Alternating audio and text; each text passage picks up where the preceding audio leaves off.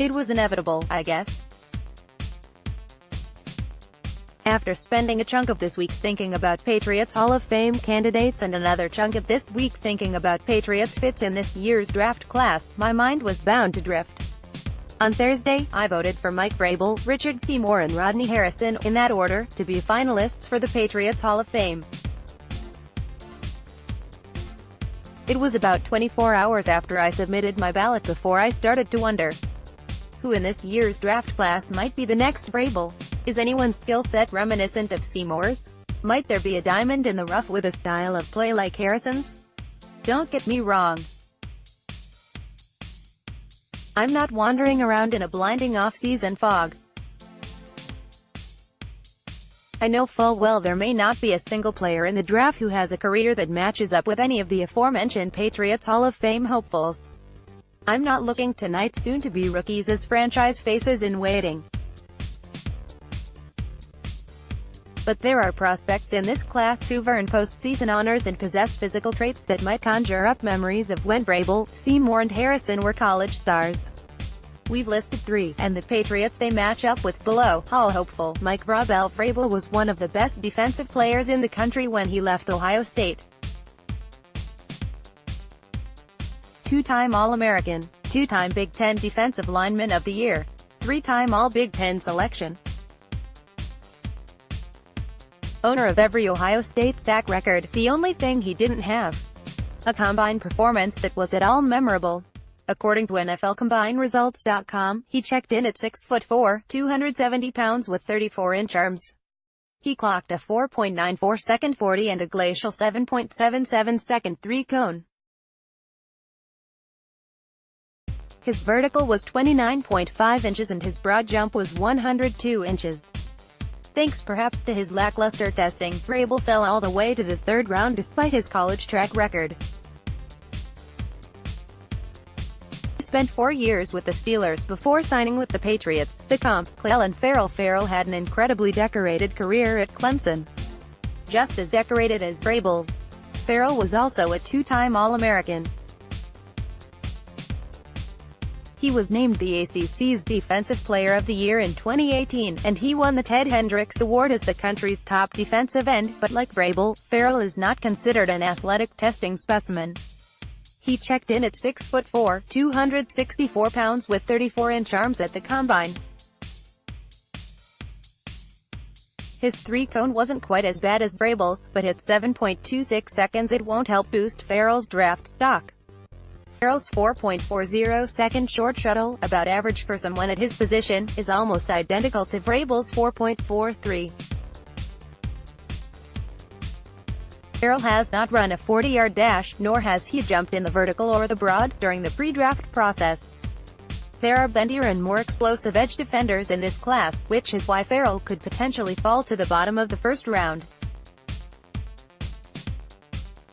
But Ferrell's off-the-charts college production for the national champions should indicate that he'll have a shot to be special at the next level.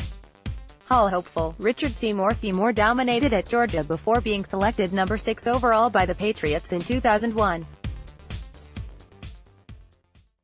He was an All-American as a senior, and he was named an All-SEC choice twice, part of what set apart Seymour when he got to the next level.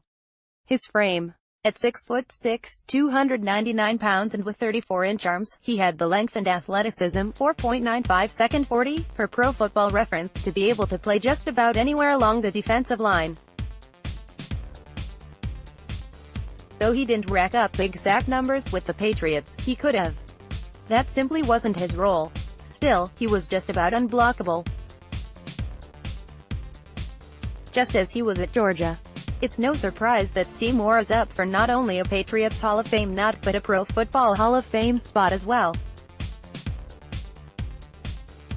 Seymour was one of 15 finalists for the Pro Football Hall of Fame this year. The comp, Jerry Tillery. We had Tillery off the board to the Patriots at pick no. 32 overall in our 3rd Patriots-specific mock draft this offseason, in large part because of his physical similarities to Seymour. At 6'6" and a shade under 300 pounds, Tillery is long, 34-inch arms, 10.5-inch hands, and an impressive athlete, 4.93 40, 4.33 second short shuttle. He's also a refined pass rusher. He tied with Alabama's Quinnen Williams for the highest interior pass rushing grade handed out by Pro Football Focus last season, and he's strong enough to hold up in running situations. Tillery could play a variety of techniques and myriad fronts. Sound like a potential Patriots Hall of Famer, you know? Tillery did not have the collegiate body of work that Seymour did. He had only 12.5 sacks in his career. He was not an All-American. But might the Patriots value Tillery more than other teams because of his length and versatility? They valued Seymour more than the Browns did back in 2001. The Browns took interior defensive lineman Gerard Warren third overall, and ended up with one of the NFL's best defensive linemen of his era. Hall hopeful Rodney Harrison. Harrison didn't play at a powerhouse program such as Vrabel or Seymour, but he starred at Western Illinois, an FCS school. According to ChicagoNow.com, he was named a second-team All-Gateway Conference honoree as a freshman. As a sophomore, he was a second-team All-American, and he earned first-team All-American honors as a junior. Harrison's draft stock wasn't going to be as high as those who excelled at bigger programs, but he also wasn't a big-time tester. That didn't help his cause. He ended up a fifth-round pick for San Diego after he ran a 4.82 second 40 before the draft in 1994, per the Chicago Tribune.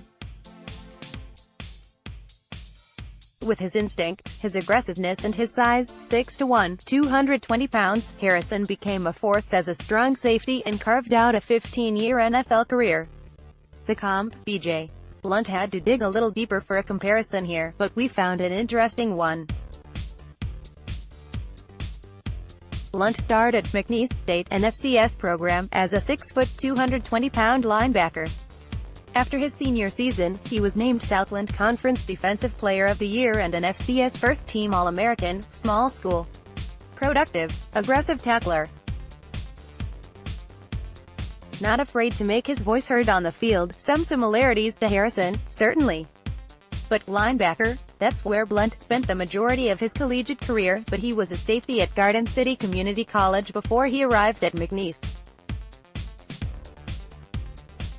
Blunt, who had an impressive interception in the East-West Shrine game, could occupy a hybrid role as a pro. But first, he'll have to earn a roster spot as a special teamer. To do that, he'll have to prove to teams he can run. Like Harrison, Blunt clocked a forgettable 40-yard dash time, 4.73, in the pre-draft process. As a result, his phone may not ring until day 3. Click here to download the new My Teams app by NBC Sports. Receive comprehensive coverage of your teams and stream the Celtics easily on your device.